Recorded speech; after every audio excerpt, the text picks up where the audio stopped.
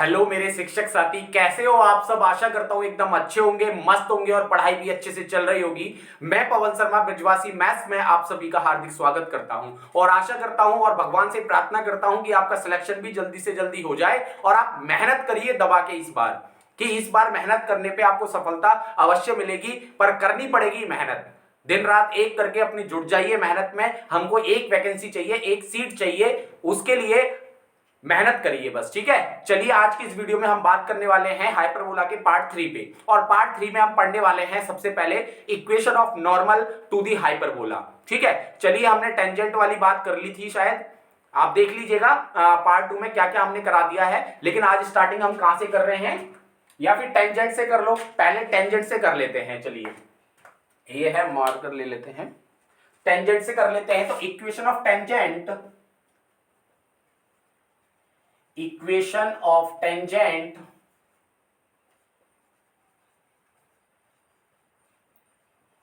To the hyperbola, hyperbola at, hyperbola की equation क्या होती है, x square upon a square minus y square upon में b square equal to में क्या होगा 1 एट x1 y1।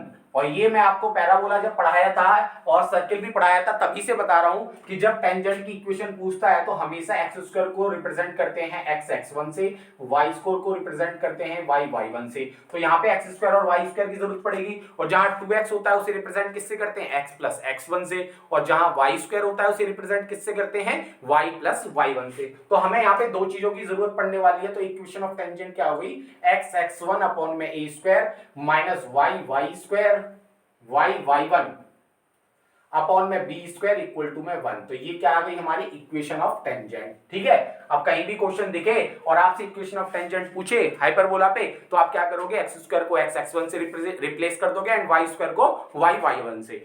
अब हम बात करते हैं नेक्स्ट कंसेप्ट की। क्या है, आपसे पूछता है equation of pair of tangent निकालिए, कोड ऑफ कॉन्टैक्ट की इक्वेशन निकालिए एंड कोड of contact whose middle point is given, तब उसकी इक्वेशन निकालिए। तो तीनों की बात डिस्कस कर लेते हैं। देखो ये है आपका hyperbola,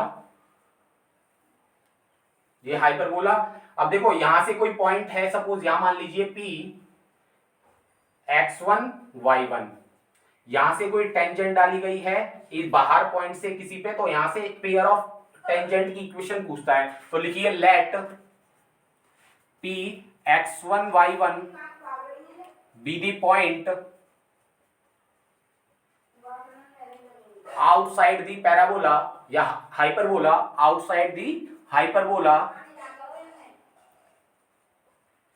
we can draw a pair of tangent। इसे मान लीजिए यहाँ कॉपियर, ये पॉइंट ऑफ कांटेक्ट है, ये T1 है, ये T2 है। तो we can draw a pair of tangent PT1 and PT2, then equation of pair of tangent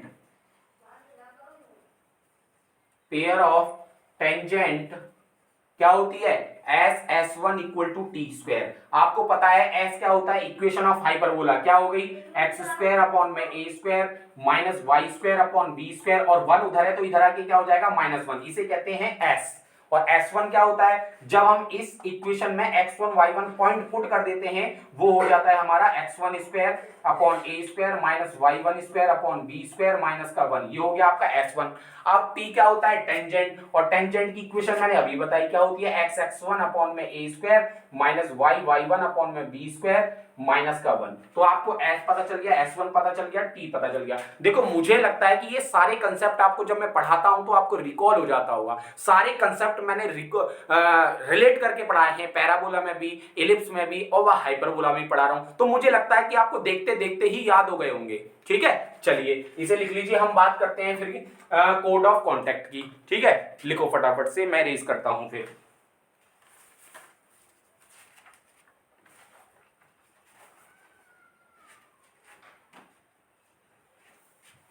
erase करता हूं मैं, आप स्क्रीनशॉट ले लीजिएगा। ठीक है, चलिए इस पे क्वेश्चन भी करा देंगे।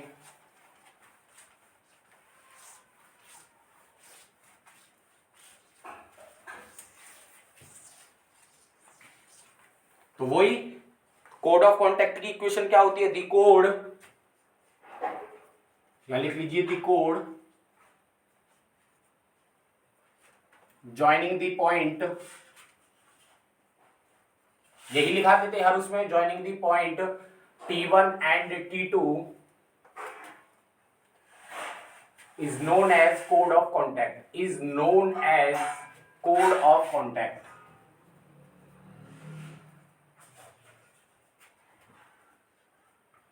whose equation is क्या होती थी, S1 इक्वल टू में T, और S1 बता दिया आपको क्या होता है और T बता दिया क्या होता है। अगला कंसेप्ट है आपके पास में equation of code, whose middle point is given, whose middle point is given। क्या होती है, ये देखो, ये जो कोड वाली की इक्वेशन है ये आपकी t इक्वल टू 0 होती है, मुझसे मिस्टेक हो गया है, ये आप सही कर लीजिएगा, t इक्वल टू 0 होती है और ये s1 इक्वल टू t होता है। भाई इसे सही कर लीजिएगा, बाय मिस्टेक मेरे से लिख गया था, यहाँ पे t इक्वल टू 0 होगा और यहाँ s1 इक्वल टू t होगा। ठीक है, चलिए अब हम क्वेश्चन की बात कर लेते हैं, मैं इसे इरेज कर रहा हूं, आप लिख लीजिए फटाफट। अब क्वेश्चन इस पे ले लेते हैं।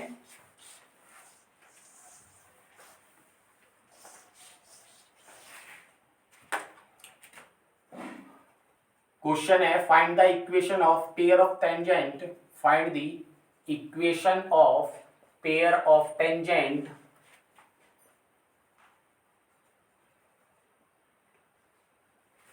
to the hyperbola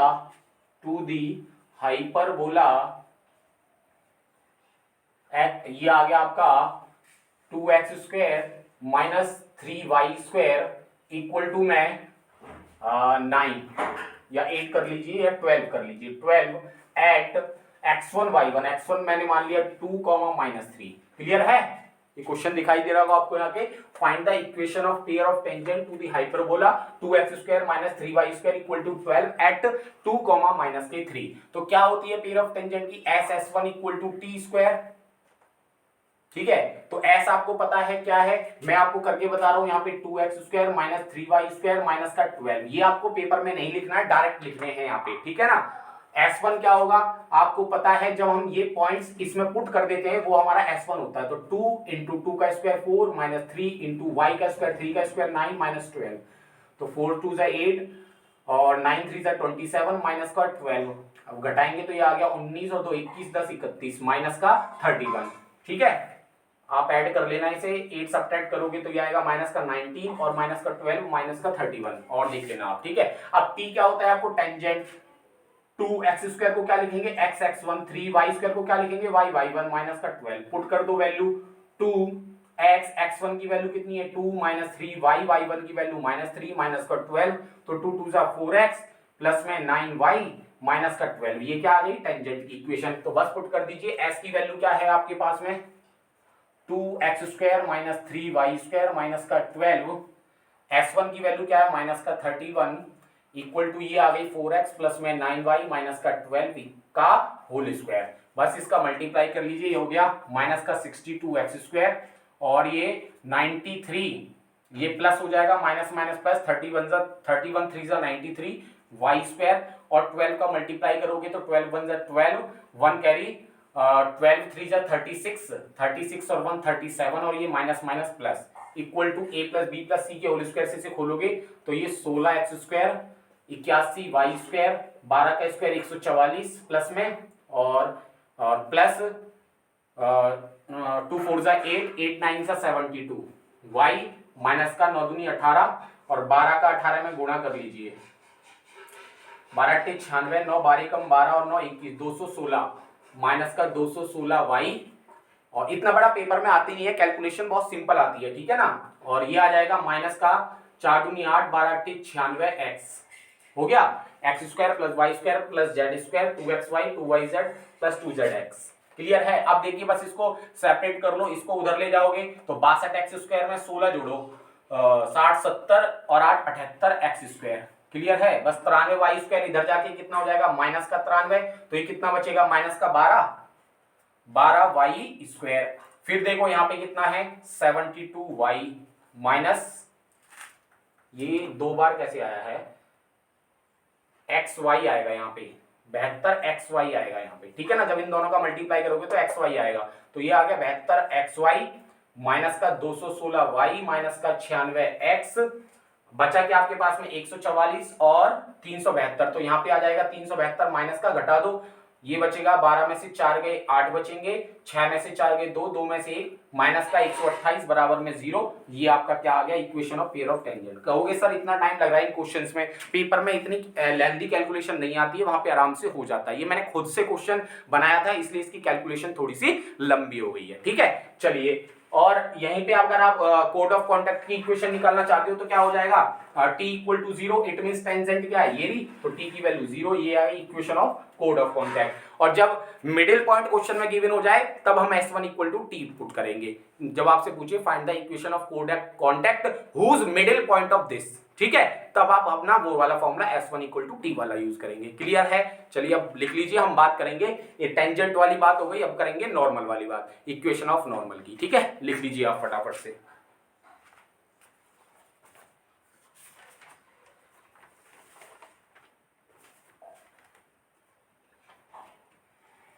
चलिए मैं रेज कर रहा हूं, आप स्क्रीनशॉट ले लेना फटाफट।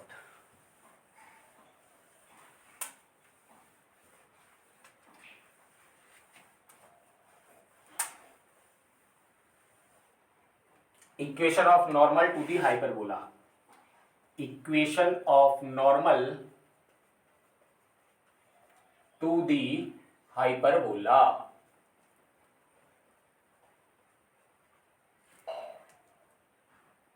अब देखिए हार्बर, अब इसके दो होते हैं, एक तो सिंपल जब आपको at x1 y1 point given हो, equation of normal at x1 y1, at x1 y1, तो आपको क्या, और हाइपरबोला की इक्वेशन आपको क्या गिवन होगी, x square upon a square minus y square upon b square equal to में 1। कहेगा find the equation of normal to the hyperbola at x1 y1, ठीक है। एट x1 y1 की बात करेगा तो क्या कहेगा, ए स्क्वायर एक्स अपॉन में x1 minus b square plus में बी स्क्वायर वाई अपॉन में y1 equal to a square plus में बी स्क्वायर। ये आपका क्या होता है, इक्वेशन ऑफ नॉर्मल। और आपने इलिप्स में पढ़ा था, इलिप्स में क्या पढ़ा था, बस यही टू दी इलिप्स पे क्या होता था, यहाँ पे माइनस और यहाँ पे minus, a square x upon x1 minus b square y upon y1 equal to a square minus b square. Clear है। तो आप रिलेट करके पढ़िए कि इलिप्स में माइनस होता है तो हाइपरबोला में प्लस, बस ऐसे याद करो कैसे, कि इलिप्स की इक्वेशन क्या होती है, x square plus a square plus y square upon b square equal to 1, लेकिन जो इक्वेशन ऑफ नॉर्मल क्या बनेगी, उसके बीच में माइनस आ जाता है भाई, a square x upon x1 minus b square y upon y1, b square y upon y1 equal to a square minus b square. बीच में वहां इक्वेशन में प्लस है तो नॉर्मल वाले में माइनस, और यहां इक्वेशन में माइनस है तो नॉर्मल में क्या आ गया, प्लस। ऐसे रिलेट करके पढ़ोगे तो आपको जल्दी याद हो जाएगा। अब हम बात करते हैं पैरामीट्रिक फॉर्म की। दूसरा है पैरामीट्रिक फॉर्म, इन पैरामीट्रिक फॉर्म। अब पैरामीट्रिक कोऑर्डिनेट आपको पता है क्या होते हैं, ए यहां पे क्या कहते हैं, हाइपरबोला में होते हैं आपके ए सेक थीटा कॉमा में बी टेन थीटा। तो देखिए अभी मैं कैसे करके बताता हूं, यहां पे आएगा ए सेक थीटा का उल्टा क्या होता है, कोस थीटा, प्लस में बी, भाई यहां एक्स आएगा, एक्स कोऑर्डिनेट यही लिख लो इसके साथ में, ए कॉस थीटा एक्स प्लस में बी वाई साइन थीटा, ए कॉस थीटा प्लस में बी वाई साइन थीटा, या नहीं टेन थीटा का उल्टा कर दीजिए, क्या होगा, कॉट थीटा होगा यहाँ पे, a cos a x cos theta plus में b y cot theta equal to में ए स्क्वायर प्लस में बी स्क्वायर। ये तो देखो सेम है, ये बस यहाँ पे जो पैरामीट्रिक कोऑर्डिनेट थे, ये जैसे ए सेक थीटा है तो यहाँ पे सेक थीटा का उल्टा क्या हो गया, कॉस थीटा, और एक्स तो आएगा ही वेरिएबल है इसके साथ में, बी टेन थीटा का उल्टा क्या हो गया, कॉट थीटा, तो वाई इसके साथ आएगा इक्वल टू में a square plus B square. ठीक है। अब इलिप्स में क्या होता था, पैरामीट्रिक कोऑर्डिनेट क्या होते थे, a cos theta b sign theta, तो वहां पे जो इक्वेशन क्या बनती थी, ए कॉस थीटा का उल्टा क्या होता है, sec theta, minus b sign theta का उल्टा क्या होता है, कोसेक थीटा, बराबर a square minus b square. तो इस तरीके से आप कीजिए कि वहां पे पैरामीट्रिक कोऑर्डिनेट ये होते थे तो इनका उल्टा करके, और यहाँ पे एक्स आ जाएगा, एक्स और यहाँ पे y।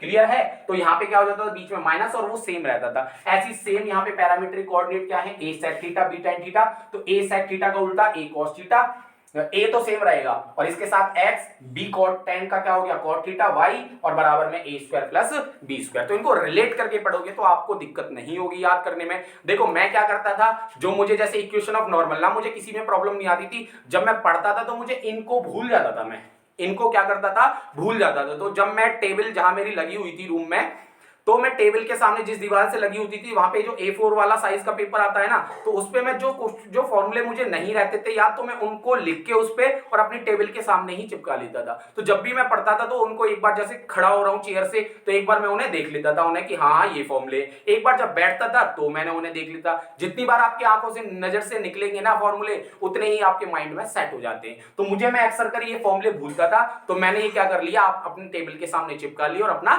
लर्न कर लिया। तो आप भी ऐसे ही कीजिए, जहां पढ़ते हैं उस दीवार के सामने जहां भी आप बैठते हैं, सोते हैं, खड़े होते हैं, वहां पे चिपका लीजिए, तो आपको अपने आप ही लर्न होने लग जाएंगे। चलिए अब इन पे बेस्ड क्वेश्चन ले लेते हैं, आप लिख लीजिए फटाफट से।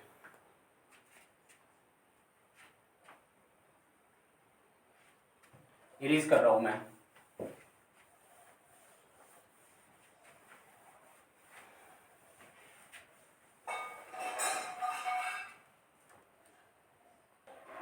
देखिए मैंने आपके सामने दो क्वेश्चन लिखे हैं, एक तो मैंने एट दी पॉइंट वाला लिखा है और देखो एक सिंपल डायरेक्ट क्वेश्चन पेपर में पूछा गया है झारखंड टीजीटी 2017 में।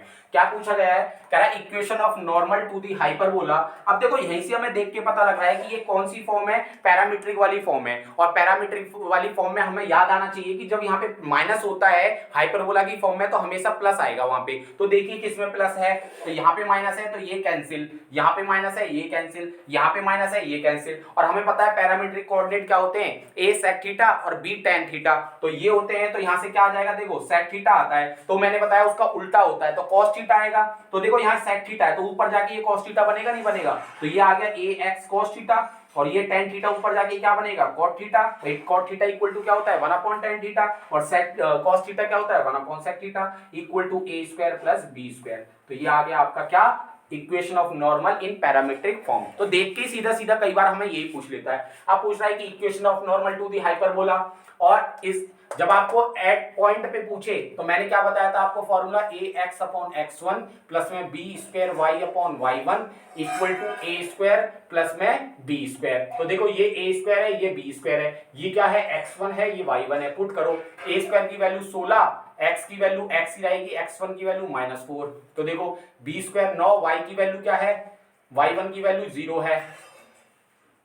यहाँ 0 नहीं होगा, यहाँ कुछ देख लेना, या तो 1 होगा, जो भी होगा यहाँ देख लेना आप, 0 नहीं हो सकता यहाँ पे, क्योंकि यहाँ पे नीचे 0 हो जाएगा तो फिर अनडिफाइन हो जाएगा। Equal to a square plus b square, तो a स्क्वायर की वैल्यू 16 प्लस में 9, तो यहाँ से क्या आ गया 4 चौक 16, तो माइनस का 4x प्लस में 9y इक्वल टू में 16 और 9 25, उधर लेके जाओगे तो ये प्लस का हो जाएगा 4x माइनस का 9y प्लस में 25 इक्वल टू में 0। तो आप देख लेना ये 0 नहीं हो सकता, क्योंकि 0 होगा तो फिर ये अनडिफाइन हो जाएगा।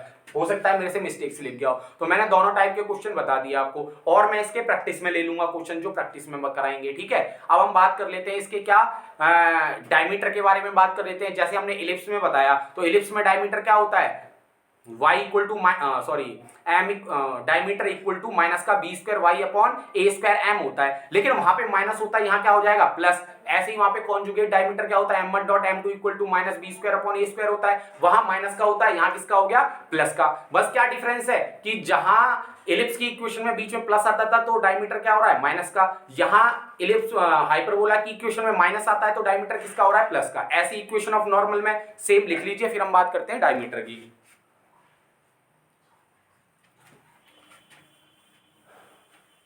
देखिए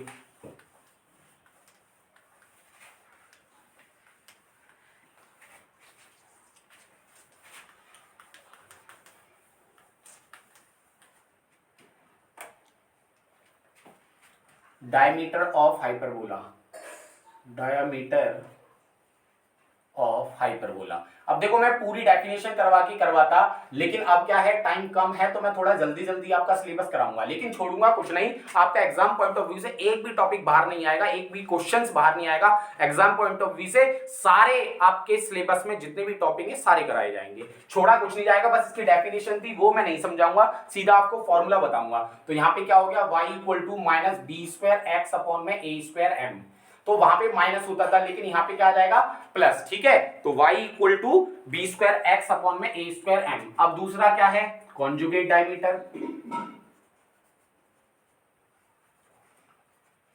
कॉन्जुगेट डायमीटर, तो कॉन्जुगेट डायमीटर क्या होता है, m1 dot m2 equal to, वहां पे माइनस का B square upon a square होता था, यहां क्या हो गया प्लस का B square upon a square. तो ये दोनों है ऐसे ही जैसे क्वेश्चन मैंने वहां पे करवाए थे, सेम ही यहाँ है। आप बेशक उन्हें करोगे तो ये कर लेना, बस यहाँ पे डिफरेंस फॉर्मूले का है। क्लियर है, तो मुझे समझाने की जरूरत नहीं पड़नी चाहिए। अब बात करेंगे हम एसिम्पटोट्स ऑफ द हाइपरबोला,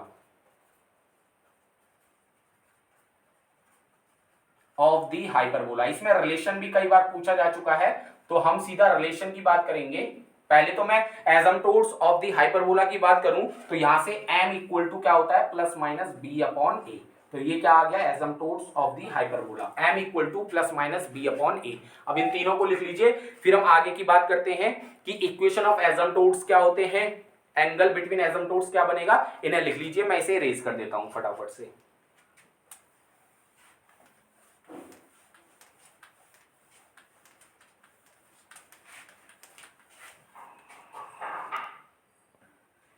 देखिए equation of asymptotes, equation of asymptotes क्या होती है इक्वेशन, एक्स स्क्वायर अपॉन में ए स्क्वायर माइनस का वाई स्क्वायर अपॉन में बी स्क्वायर इक्वल टू में 0। ठीक है, अच्छा सेकंड क्या है, angle between, angle between asymptotes. Angle क्या होता है, theta equal to 2 tan inverse b upon a. कई बार तो ये पूछ लिया जाता है सीधा सीधा, या फिर क्या होता है, आपने पढ़ा है इसेंट्रिसिटी में रिलेशन बी स्क्वायर बराबर a square E square minus 1। तो यहां से रिलेशन क्या निकलेगा, B square upon a square बराबर ई स्क्वायर माइनस 1। तो यहाँ b अपॉन ए स्क्वायर हटाएंगे तो रूट आ जाएगा, तो ई स्क्वायर माइनस 1। कई बार ये ना पूछ के आपसे क्या पूछ लेता है, theta equal to 2 inverse root e minus 1।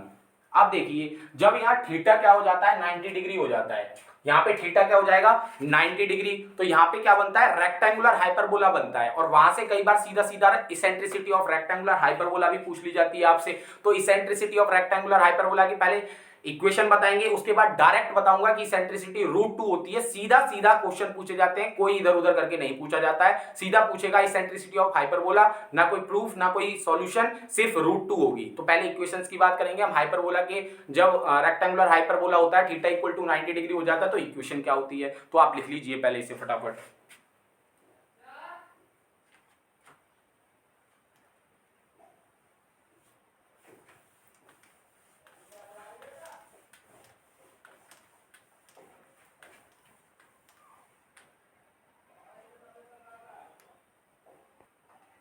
देखिए rectangular hyperbola, rectangular hyperbola,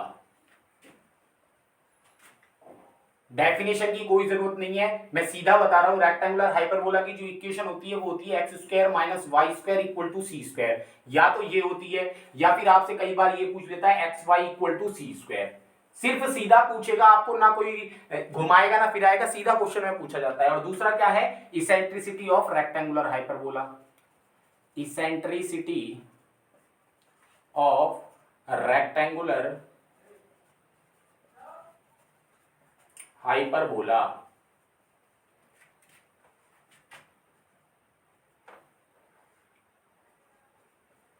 equal to क्या हो गई, √2। सीधा याद रखना कि इसेंट्रिसिटी क्या होती है रेक्टेंगुलर हाइपरबोला की। 2 क्वेश्चन भी पूछा गया है, मैं दोनों क्वेश्चंस आपके सामने लिख देता हूं कैसे कैसे पूछे गए हैं। जैसे क्वेश्चन फर्स्ट है, द इक्वेशन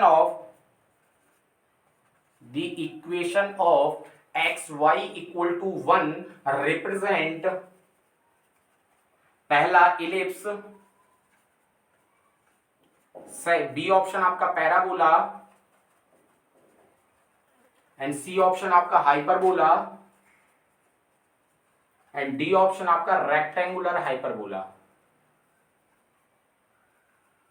हाइपरबोला तो आप याद ध्यान दीजिए, वन का मतलब क्या है, ये सी जो है ये कांस्टेंट है यहाँ पे।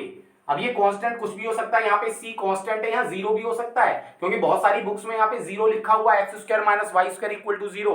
तो आप ये मत सोचिएगा सर हमने तो वहां पे ये पढ़ा था, तो ये कांस्टेंट है, तो यहाँ पे एक्स वाई इक्वल टू ये क्या बन रहा है, कांस्टेंट। तो ये क्या रिप्रेजेंट करता है आपको पता है ना, एलिप्स ना पैराबोला ना हाइपरबोला, क्या पड़ता है, रेक्टेंगुलर हाइपरबोला। और ये क्वेश्चन पूछा गया है जीआईसी प्री 2021 में पूछा गया था ये क्वेश्चन, जीआईसी प्री 2021 में ये क्वेश्चन आपसे पूछा गया था, जो अभी हुआ है रिसेंट में जो आपका हुआ था। ठीक है, तो दूसरा क्वेश्चन है वो लिख लीजिए आप, question number 2। If E1 and E2 are the eccentricity of rectangular hyperbola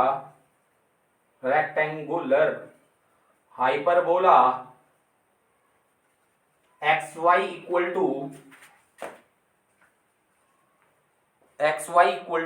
c square and x square minus y square equal to c square, then E1 square plus में E2 स्क्वायर इक्वल टू, पहला option A1, b option 6, c option 4, d option 8। तो देखिए आपसे, और ये question कब पूछा गया है, ये आपका पीजीटी 2011 में पूछा गया था, ये आपका जीआईसी प्री में, और ये पीजीटी 2011 में ये क्वेश्चन आपसे पूछा गया था। तो देखिए आपको पता है सीधा, ये क्या है, रेक्टेंगुलर हाइपरबोला, और ये क्या है, दोनों ही, ये भी क्या है, रेक्टेंगुलर हाइपरबोला। तो इट मींस E1 की वैल्यू क्या है, √2 एंड E2 की वैल्यू क्या है, √2। मुझे ये लिखने की जरूरत भी नहीं है पेपर में, तो देखो √2 का स्क्वायर 2 एंड √2 का स्क्वायर 2, तो 2 और 2 क्या आ गया, 4, दैट इज आंसर। ये सब तो लिखने की जरूरत भी नहीं है, ये तो ओरल क्वेश्चन है। ठीक है, तो ऐसे क्वेश्चन पेपर में पूछे जाते हैं, इन पर ध्यान दीजिएगा आप। अब कुछ क्वेश्चंस ऐसे थे जो मैंने आपको प्रैक्टिस के बेस पे लिए हैं, जो मैंने आपके कंसेप्ट के साथ में नहीं बताए थे, उनको मैं अब बता देता हूं, आप लिख लीजिए फटाफट से इन्हें। या फिर एक रिलेशन भी है, पहले वो रिलेशन बता देता हूं, उसके बाद हम करेंगे। एक और है ऑक्सिलरी सर्किल, वैसे तो क्या नाम है, ऑक्सिलरी सर्किल और डायरेक्टर सर्किल के बारे में आपको मैंने इलिप्स में भी बता दिया था, बताने की जरूरत नहीं है, लेकिन फिर भी आप कहते हो तो मैं बता दूंगा। ठीक है, चलिए पहले आप लिख लीजिए इसे।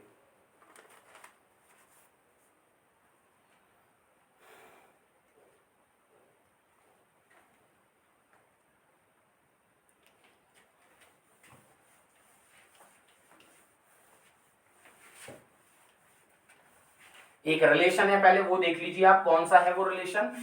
आपको पता है हाइपरबोला की इक्वेशन क्या होती है, एसिम्प्टोट्स की क्या होती है, उन सब की क्या होती है, फिर उनमें रिलेशन क्या होता है, ये देख लीजिए आप।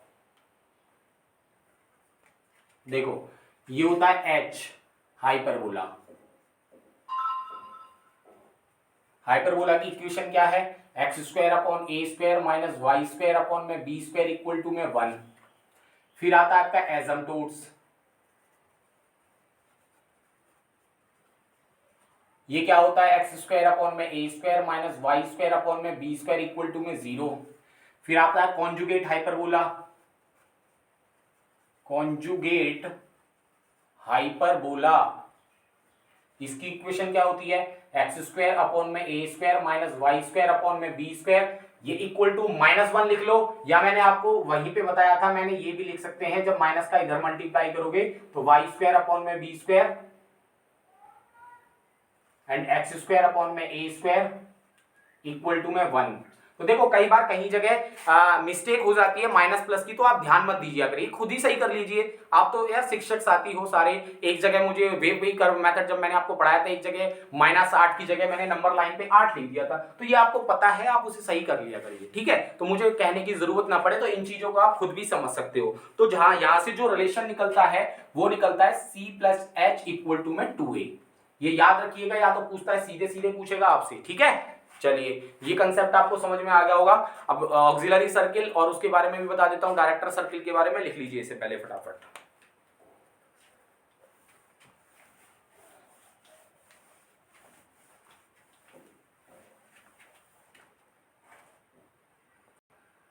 देखिए मैंने आपके सामने ऑक्सिलरी सर्किल लिख दिया है एंड डायरेक्टर सर्किल, दोनों में क्या डिफरेंस है एक साथ मैंने इलिप्स में भी बताया था, सेम डेफिनेशन है उसकी भी, क्या नाम है, इलिप्स में भी यही है और ये बस इक्वेशन का थोड़ा सा डिफरेंस हो जाता है। जैसे क्या करें, सर्किल डैश का ये पैराबोला की इक्वेशन है, आप ये पैराबोला की फिगर है आपकी इस तरीके से, तो वो कह रहा है कि सर्किल डेस्क्राइब कहां पे हो रहा है, ट्रांसवर्स एक्सिस पे एज डायमीटर। जब हम ट्रांसवर्स एक्सिस को, ये होता है ट्रांसवर्स एक्सिस, यहां से लेके इसको डायमीटर मान के क्या कर दें, एक सर्किल ड्रॉ कर दें, उसी को हम क्या कहेंगे, आपका ऑक्सिलरी सर्किल। तो इसकी इक्वेशन क्या होती है, x square plus y square equal to में ए स्क्वायर। क्लियर है। चलिए डायरेक्टर सर्किल क्या होता है कि locus of the intersection of point, intersection point of two perpendicular tangent. जब हाइपरबोला के दो परपेंडिकुलर टेंजेंट का जो लोकस होगा और जो लोकस से सर्किल बनेगा उसको क्या कहते हैं, डायरेक्टर सर्किल। कैसे, देखिए ये क्या है आपका हाइपरबोला, यहां से देखिए जैसे इधर से कोई टेंजेंट आई और इधर से कोई टेंजेंट आई, ये 90 डिग्री पे काटी इन दोनों ने, इधर से कोई टेंजेंट आई, इधर से कोई टेंजेंट आई, ये 90 डिग्री पे काटी, तो ये लोकस बन रहा है इन पॉइंट्स का। ऐसे ही इस पे आई, इधर से कोई आई, इधर से कोई आई, इस पे बना, फिर यहां से कोई आई और इधर से कोई आएगी तो यहां पे बनेगा। तो इन पॉइंट्स का ऐसे ही जो लोकस बनेगा, लोकस से इनका जो सर्किल बनता है उसी को हम क्या कहते हैं, डायरेक्टर सर्किल। और डायरेक्टर सर्किल की जो इक्वेशन होती है वो क्या होती है, x square plus y square equal to a square minus b square. ये हमारा क्या आ गया आंसर। तो मैंने ऑक्सिलरी सर्किल और डायरेक्टर सर्किल के बारे में भी आपको बता दिया। सीधा सीधे क्वेश्चन पूछे जाते हैं, आपको हाइपरबोला की इक्वेशन दे देगा, बस आपको ए स्क्वायर बी स्क्वायर निकालना है, उनको सब्ट्रैक्ट कर देना, फॉर्मूला क्वेश्चन बन जाएगा। ठीक है, जैसे find the equation of director circle whose equation of hyperbola equal to x square upon में 9 माइनस वाई स्क्वायर अपॉन में 3 इक्वल टू क्या आ गया 1। देन तो कैसे निकालेंगे, एक्स स्क्वायर प्लस में y square equal to 9 minus 3, तो 6 आ गया। बस सिंपल से क्वेश्चंस हैं, ये आप इन्हें खुद भी कर सकते हो। ठीक है, नहीं तो मैंने कराए भी है, आप उनको देख लेना, इलिप्स में सेम ही है, कोई डिफरेंस नहीं है। क्लियर है। अब मैं बात कर लेता हूं कुछ प्रीवियस ईयर क्वेश्चंस की, उन्हें तो आप लिख लीजिए इसे फटाफट से, मैं इरेज कर देता हूं इसे।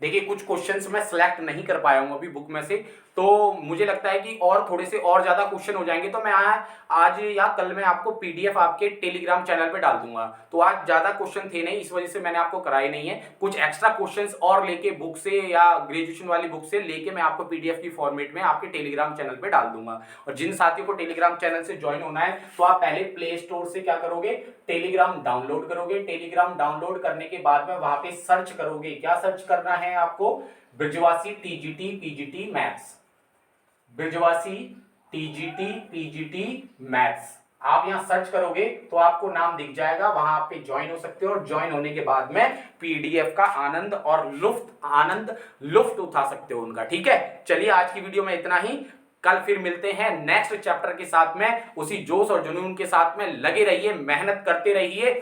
जब तक के लिए धन्यवाद, थैंक यू, सत श्री अकाल, राधे राधे, जय श्री कृष्णा।